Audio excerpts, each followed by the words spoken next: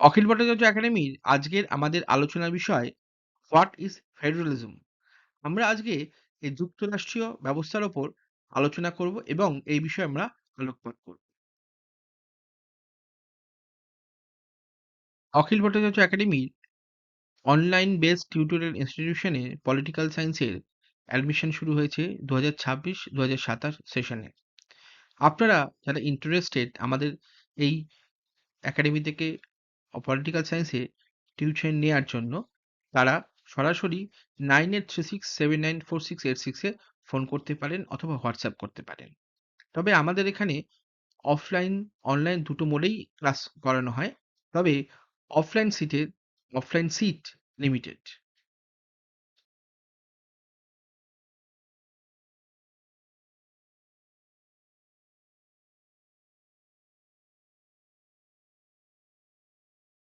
Lecture outline, definition, core features এবং লাস্টে federation with unitary bias. Definition, আমরা ফেডারালিজমের ডেফিনেশনটা আমরা জানবার চেষ্টা করব।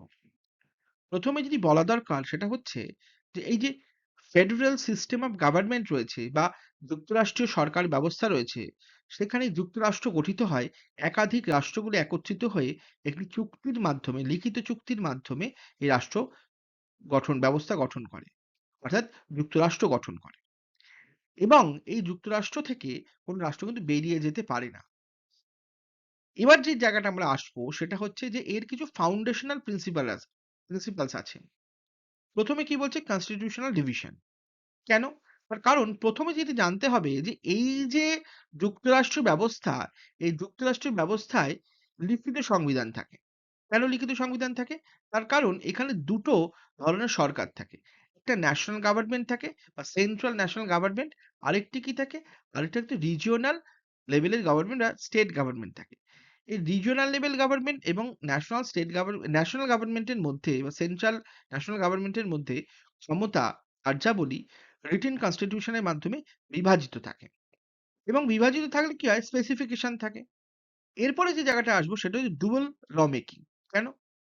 এই যে লিখিত সংবিধানের মাধ্যমে কেন্দ্র বা ন্যাশনাল গভর্নমেন্ট বা রাজ্য বা রিজিওনাল গভর্নমেন্টের মধ্যে ক্ষমতা বিভাজিত থাকে, তারা তাদের এলাকাতে ইন্ডিপেন্ডেন্টলি অর্থাৎ স্বাধীনভাবে কিন্তু আইন প্রণয়ন করতে পারে এবং সেখানে কোনো বাধা দেওয়ার কোনো জায়গা নেই। তৃতীয়ত বলছে যে ডাইরেক্ট ইমপ্যাক্ট। কেন? কেন্দ্রে বা ন্যাশনাল গভর্নমেন্ট রয়েছে একটি এবং স স্টেটে অর্থাৎ রিজিওনাল একটি গভর্নমেন্ট রয়েছে। এই দুটি গভর্নমেন্টের ডুয়াল গভর্নমেন্টাল সিস্টেমে কি হয়? যে দুটো সরকারেরই কিন্তু অফিসিয়ালস থাকে। তারা যেমন জনগণের সঙ্গে ইন্টারেক্ট করে, তেমন কিন্তু তারা জন এফেক্টর জনগণকে প্রভাবিতও করে। অর্থাৎ এইখানে কিন্তু দুটো গভর্নমেন্টই কিন্তু কাজ করছে। এবং হচ্ছে কি স্পিয়ার অফ সভারেনিটি কেন বলছে? কারণ এখানে প্রথমেই যেটি বলা দরকার বলা হয়েছে যে যুক্তরাষ্ট্রীয় কাঠামোর ক্ষেত্রে দেখা যায় যে একাধিক স্বাধীন রাষ্ট্র একত্রিত হয়ে একটি চুক্তির মাধ্যমে যুক্তরাষ্ট্র গঠন করে। যেহেতু তাই যুক্তরাষ্ট্র গঠন করে সেই জন্য বলা দরকার যে তারা কিন্তু তাদের স্বাধীনতাকে বজায় রাখে। এবং এখানে যেটি সবচেয়ে বেশি আ গুরুত্বপূর্ণ যে এই রিটেন কনস্টিটিউশন যেমন কেন্দ্রের একটি রিটেন কনস্টিটিউশন থাকে, লিখিত সংবিধান থাকে, সেরকম প্রত্যেকটি স্টেটে, প্রত্যেকটি রিজিওনাল গভর্নমেন্ট, স্টেট গভর্নমেন্টের ক্ষেত্রে তাদেরও কিন্তু একটি করে কি থাকে? রিটেন কনস্টিটিউশন থাকে। সেখানেও কিন্তু একটি সংবিধান থাকে। ডুয়াল কনস্টিটিউশন সিস্টেম এখানে দেখা যায়। এবার কি বলছে মিউচুয়াল কনসেন্ট। কেন?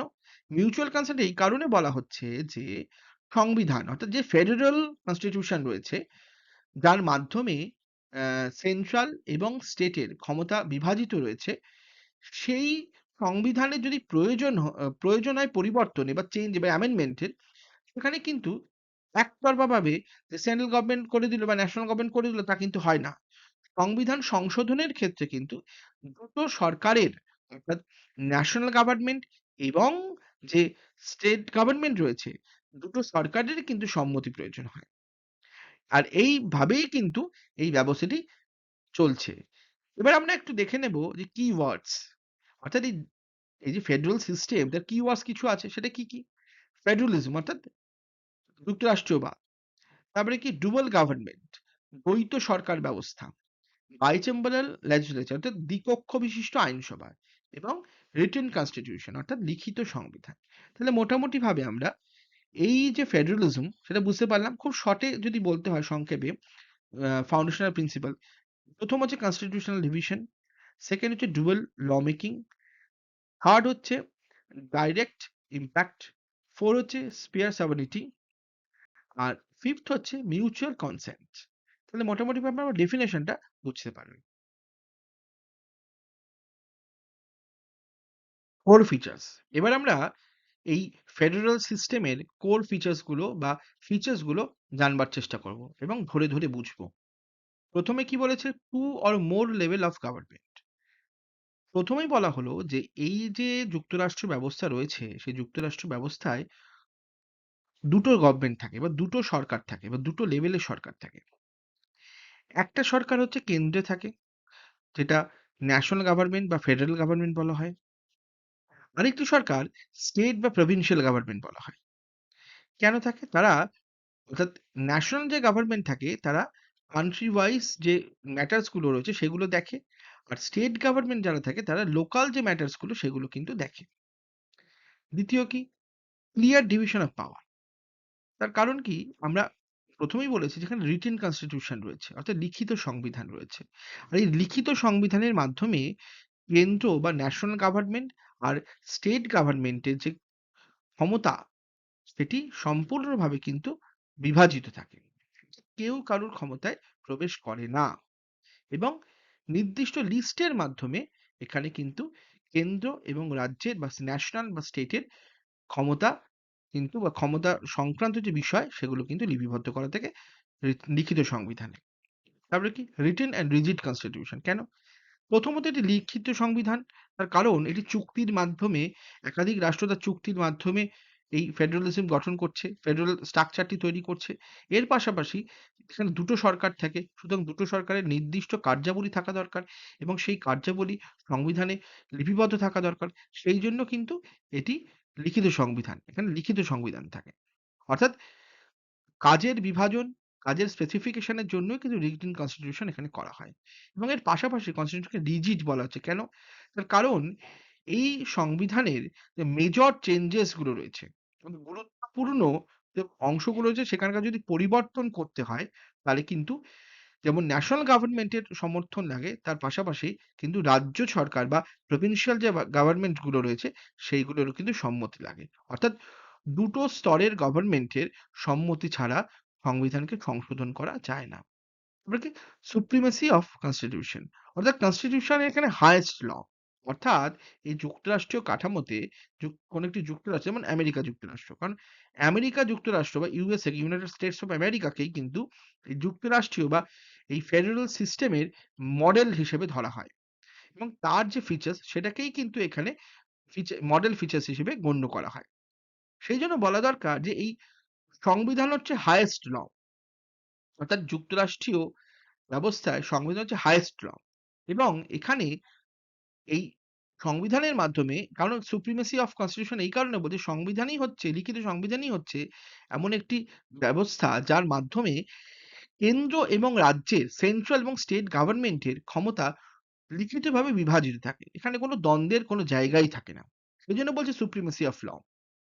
তারপরে কি বলছে? Independent judiciary. এখানে কিন্তু ইন্ডিপেন্ডেন্ট জুডিশিয়ারি রয়েছে এবং দেশের সর্বোচ্চ একটি জুডিশিয়ারি থাকে অর্থাৎ সেখানে কি একটি ন্যাশনাল কোর্ট থাকে, জাতীয় কোর্ট থাকে বা অ্যাপেক্স কোর্ট থাকে এবং প্রত্যেকটি প্রভিন্সে প্রত্যেকটি রাজ্যে একটি করে কিন্তু রাজ্যের কোর্ট থাকে বা রিজিওনাল কোর্ট থাকে এবং এখানকার যুক্তরাষ্ট্র ব্যবস্থা সম্পূর্ণ ইন্ডিপেন্ডেন্ট বা স্বাধীন যুক্তরাষ্ট্র ব্যবস্থা হয় এবং দেখা যায় যে দুটো সরকার, কেন্দ্রীয় সরকার বা ন্যাশনাল গভর্নমেন্ট এর সঙ্গে যদি কোন স্টেট গভর্নমেন্ট এর কোন যদি দ্বন্দ্ব বাধে তখন কিন্তু এই যে সুপ্রিম কোর্ট যেটি থাকে বা যে অ্যাপেক্স কোর্ট থাকে সে কিন্তু এর বিবাদটাকে মেটানোর চেষ্টা করে বা এখানে আপিল করতে হয়। আবার যদি ২ বা ততোধিক রাজ্যের নিজেদের মধ্যে কোনো গন্ডগোল হয় তখন কিন্তু অ্যাপেক্স কোর্ট বা এই ইন্ডিপেন্ডেন্ট জুডিশিয়ারি কিন্তু এই ইন্টারপ্রিট করে এবং এই সমস্যাটাকে সমাধানের চেষ্টা করেন। এটি হলো যুক্তরাষ্ট্র। যেমন ভারতের ক্ষেত্রে যদি আমরা দেখি যে আমেরিকার তো আমরা উদাহরণ দিলাম, ভারতের ক্ষেত্রেও যদি একটু উদাহরণ দিই। কারণ আমরা অনেকটা আ কিছুটা যুক্তরাষ্ট্র ব্যবস্থার মধ্যে আমরা রয়েছি। যেমন ২ টো রাজ্য মনে করুন বলা যায় যে ওয়েস্ট বেঙ্গল গভর্নমেন্টের সঙ্গে সেন্ট্রাল গভর্নমেন্টের কোনো দ্বন্দ্ব হচ্ছে। তখন সেখানে কে দেখবে? সুপ্রিম কোর্ট দেখবে। আবার যদি দেখা যায় ওয়েস্ট বেঙ্গল গভর্নমেন্টের সঙ্গে আ বিহার গভর্নমেন্টের কোনো একটা সমস্যা হচ্ছে। তখন কিন্তু এই ইন্ডিপেন্ডেন্ট জুডিশিয়ারির কাছেই যেতে হবে। কেন? এই ইন্ডিপেন্ডেন্ট জুডিশিয়ারি কিন্তু সংবিধানের ব্যাখ্যাকর্তা। ওদের কনস্টিটিউশনকে এক্সপ্লেইন করা, ইন্টারপ্রেট করা এটা কিন্তু ইন্ডিপেন্ডেন্ট জুডিশিয়ারিই করে থাকে। আচ্ছা, তারপরে আমরা আসি ফিন্যান্সিয়াল ইন্ডিপেন্ডেন্স। কনস্টিটিউশনের মাধ্যমে কিন্তু সেন্ট্রাল বা ন্যাশনাল গভর্নমেন্ট এবং স্টেট গভর্নমেন্ট দুটো যে লেভেলের গভর্নমেন্ট যে ডুয়াল গভর্নমেন্টাল সিস্টেম যে দুটো গভর্নমেন্টেরই কিন্তু যে ফিন্যান্সিয়াল ক্ষেত্রে যে ট্যাক্স কালেকশন এর ক্ষেত্রে একটি নির্দিষ্ট ডাইরেকশন থাকে। কে কোন ট্যাক্স নেবে, কে কোন ট্যাক্স ভোগ করবে বা কে কোন ট্যাক্স আ নিয়ে সেটি কিভাবে কাজ করবে সে বিস্তারিত আলোচনা কিন্তু লিখিত সংবিধানে করা হয়ে থাকে। সেইজন্য এই যুক্তরাষ্ট্রীয় ক্ষেত্রে বা যুক্তরাষ্ট্র ব্যবস্থার ক্ষেত্রে লিখিত সংবিধান অত্যন্ত গুরুত্বপূর্ণ। এবং এর মাধ্যমে দেখা যায় যে ন্যাশনাল গভর্নমেন্ট এবং স্টেট গভর্নমেন্ট এই দুটো সরকারই কিন্তু ফিন্যান্সিয়ালি ইন্ডিপেন্ডেন্ট হয় এবং কেউ কারোর উপর নির্ভরশীল হয় না। এর সঙ্গে আরেকটি কথা বলে রাখা দরকার যে এই যে রিটেন কনস্টিটিউশন এর কথা এতবার বলা হচ্ছে, আমাদের রিটেন কনস্টিটিউশন সংক্রান্ত লেকচার ভিডিও আমাদের ইউটিউব চ্যানেলে রয়েছে। যারা রিটেন কনস্টিটিউশন এর বিষয়ে জানতে চান, তারা আমাদের এই রিটেন কনস্টিটিউশন এর যে ভিডিওটি রয়েছে, সেটা আমাদের ইউটিউব চ্যানেলে দেখতে পাবেন।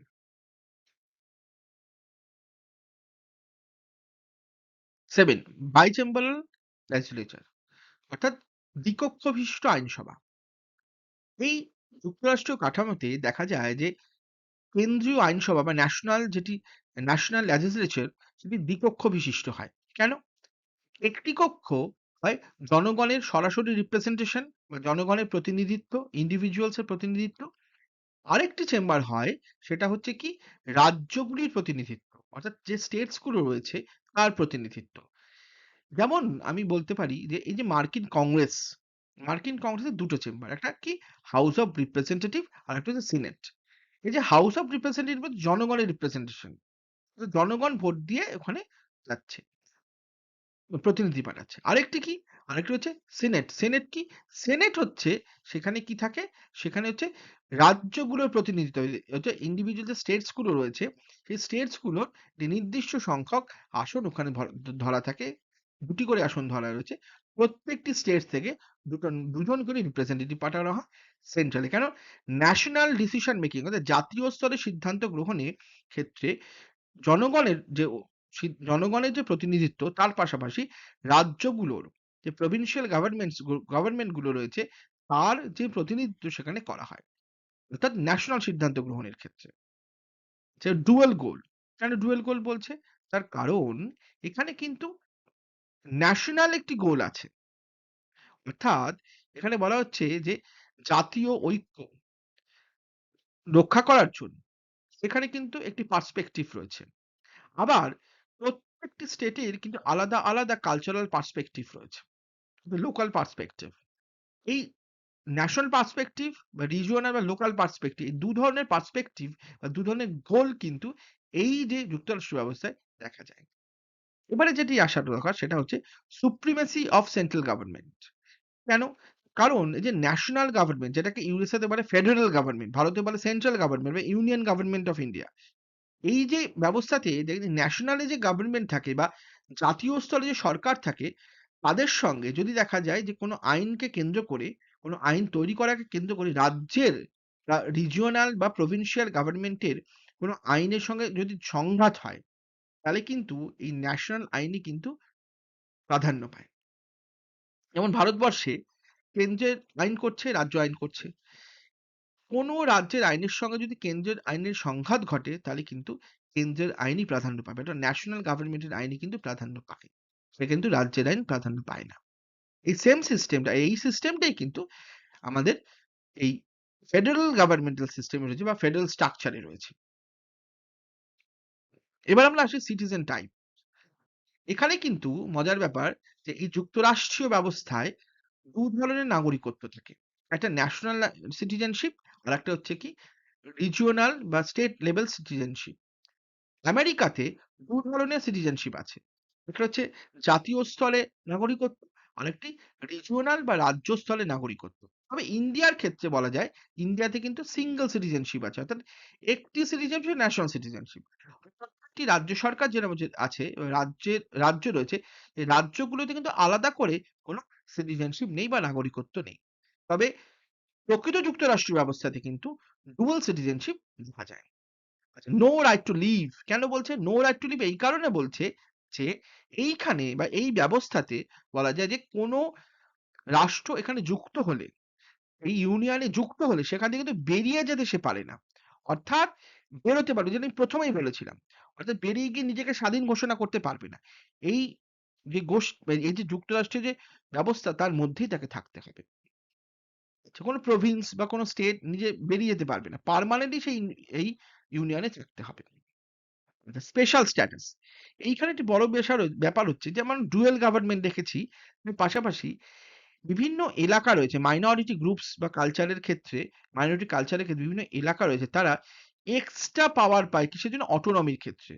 স্পেশাল স্ট্যাটাস কিন্তু দেয় কে দেয়?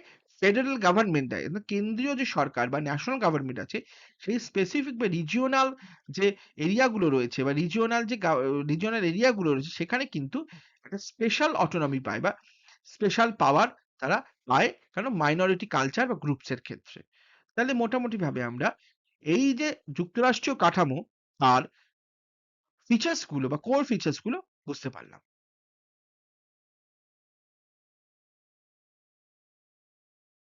ফেডারেশন উইথ ইউনিটারি বায়াস এর অর্থ হলো এখানে বোঝানো হচ্ছে যে এই ফেডারেল স্ট্রাকচারের মধ্যে কিছু কেন্দ্র প্রবণতা রয়েছে এবং সেগুলো কি কি?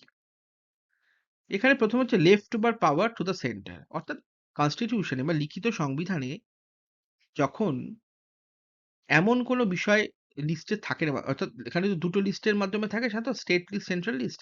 এই সমস্ত বিষয় এই লিস্টের মধ্যে থাকে না। অথবা নতুন কোনো একটি বিষয় হইলো সেটি ২ টি লিস্টের মধ্যে নেই। সেই সমস্ত ক্ষমতা অটোমেটিক্যালি কিন্তু কেন্দ্রীয় সরকার বা সেন্ট্রাল গভর্নমেন্ট এর হাতে চলে যায় এবং সেটার ক্ষমতা সেন্ট্রাল গভর্নমেন্ট ভোগ করে। তারপরে কি? তারপরে হচ্ছে ইমার্জেন্সি টেক ওভার। অর্থাৎ যখন জাতীয় জরুরি অবস্থা জারি হয়, তখন কিন্তু রাজ্য সরকারগুলোর সমস্ত ক্ষমতা কেন্দ্রের হাতে চলে যায় এবং কেন্দ্র নিয়ন্ত্রণ করতে শুরু করে। তারপরে হচ্ছে মানি কন্ট্রোল। কেন? কেন্দ্র সরকার বা ন্যাশনাল গভর্নমেন্ট বা ফেডারেল গভর্নমেন্ট বিপুল পরিমাণ ট্যাক্স কালেকশন করে সারা দেশ থেকে। রাষ্ট্রের সমস্ত জায়গা থেকে। কিন্তু সেই পরিমাণ ট্যাক্স কালেকশন করার মতো জায়গা কিন্তু স্টেট গভর্নমেন্ট গুলোর থাকে না। এবং স্টেট গভর্নমেন্ট গুলো অনেক কম অর্থ সংগ্রহ করে বা ট্যাক্স কালেকশন করে। সেই কারণে সেন্ট্রাল গভর্নমেন্ট স্টেট গভর্নমেন্টের থেকে অনেক বেশি অর্থনৈতিক দিক থেকে বলীয়ান এবং ক্ষমতাশালী হয়।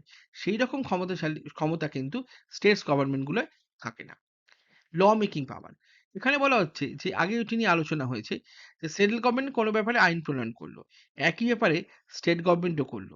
কিন্তু দেখা গেল যে দুটো আইনের মধ্যে যদি কোনো দ্বন্দ্ব হয় তাহলে দেখা যায় যে সেন্ট্রাল গভর্নমেন্টের যে আইন সেটিই প্রাধান্য পাবে। তারপরে কি হচ্ছে? তারপরে কি? Unbreakable nation. তার মানে এই যে সেন্ট্রাল গভর্নমেন্ট এ কি করে? এ স্টেটস গুলোর বর্ডার চেঞ্জ, রিনেম চেঞ্জ এইগুলো নাম চেঞ্জ করা, বর্ডারকে চেঞ্জ করা, আবার কোনো রাজ্যকে বিভক্ত করে দেওয়া এইসব ব্যাপারে সেন্ট্রাল গভর্নমেন্ট কিন্তু একাই ক্ষমতা ভোগ করে।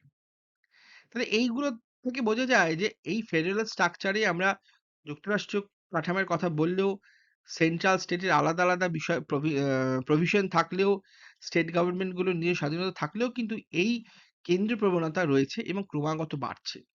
এখানে আমি উল্লেখ করিনি আরেকটি বিষয় বলা যায় যে ন্যাশনাল পলিসি।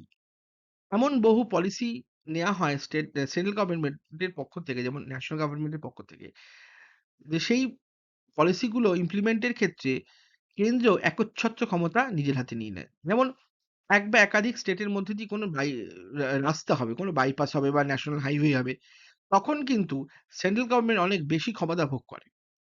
এমন কোনো পলিসি নেয়া হলো যেগুলো একাধিক মানে রেলপথ বা রেল লাইন করা হবে, রেলওয়ের কোনো কাজ হবে। তখন কিন্তু সেন্ট্রাল গভর্নমেন্ট অনেক বেশি ক্ষমতা ভোগ করে। তখন কিন্তু রাজ্য সরকারগুলো বা স্টেট গভর্নমেন্ট গুলোর কিছু করার থাকে না এবং তাদের হাত থেকে সমস্ত ক্ষমতা চলে যায় সেন্ট্রাল গভর্নমেন্টের হাতে। তাহলে মোটামুটিভাবে আমরা এই যে ইউনিটারি বায়াস বা কেন্দ্র প্রবণতা ফেডারেল সিস্টেমে সেটা বুঝতে পারলাম। অখিল ভট্টাচার্য একাডেমির পরবর্তী এমসিকিউ প্র্যাকটিসের বিষয় ইন্ডিয়ান পার্টি সিস্টেম। যারা এই বিষয়ে এমসিকিউ প্র্যাকটিস করবেন, তাদের কাছে অনুরোধ আপনারা আমাদের ইন্ডিয়ান পার্টি সিস্টেমের যে লেকচার ভিডিও রয়েছে YouTube এ সেটি আমাদের দেখে নেবেন। আমাদের চ্যানেলেই এটি রয়েছে। আগামী ৩ থেকে ৪ দিনের মধ্যে এই ইন্ডিয়ান পার্টি সিস্টেমের ওপর এমসিকিউ প্র্যাকটিস ভিডিও আপলোড করা হবে আমাদের YouTube চ্যানেল অখিল ভট্টাচার্য একাডেমিতে।